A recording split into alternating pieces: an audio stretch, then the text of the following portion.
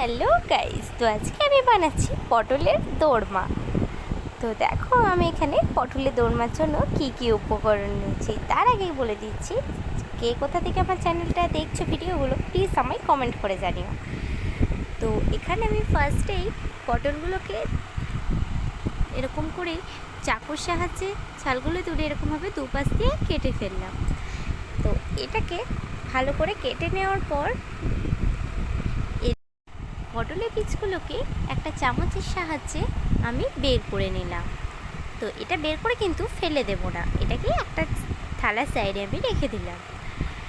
তো দেখো এরকমভাবে পটলগুলোকে ফুটো করে নিতে হবে। তারপর এখানে আমি গরম জলে সয়াবিনটাকে ভিজতে দিয়েছিলাম, ওটাকে তুলে জল ঝরে রাখতে দিয়ে তারপর গরম তেল হয়ে যাওয়ার পর পটলগুলো ওর মধ্যে ভেজে নিলাম। এটাকে কিন্তু একটু লালচে লালচে ভাব করে ভাজতে হবে যাতে কাঁচা গন্ধটা চলে যায়।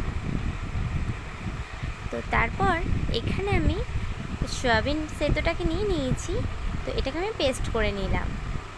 তারপর যেই পটলের বীজগুলো বের করে রেখেছিলাম সেটাকেও আমি নিয়ে নিয়েছি, এটাকেও আমি মিক্সিতে পেস্ট করে নেব।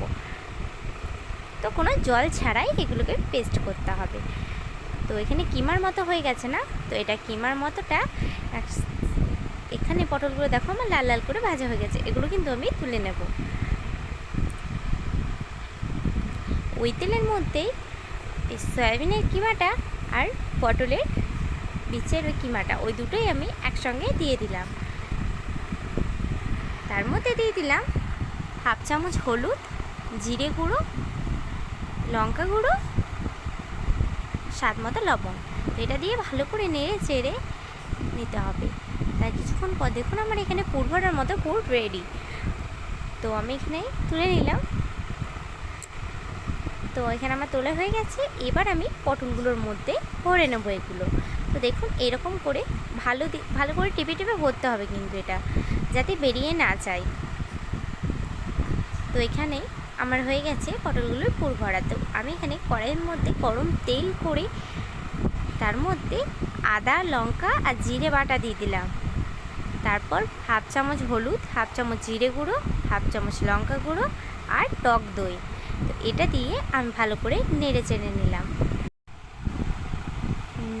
এটা ভালো করে আমি নেড়ে দিলাম। এর মধ্যে একটু জল অ্যাড করলাম যাতে পটলগুলো সেদ্ধ হয়, আর পরিমাণ মতো লবণ দিয়ে দিলাম। তো এই জলটা ফুটে এলে ওর মধ্যে পুর ভরে রাখা পটলগুলো দিয়ে দিতে হবে। তো আমি সব পটলগুলো দিয়ে দিয়েছি। তারপর দেখুন ফাইনালি আমার হয়ে এসছে।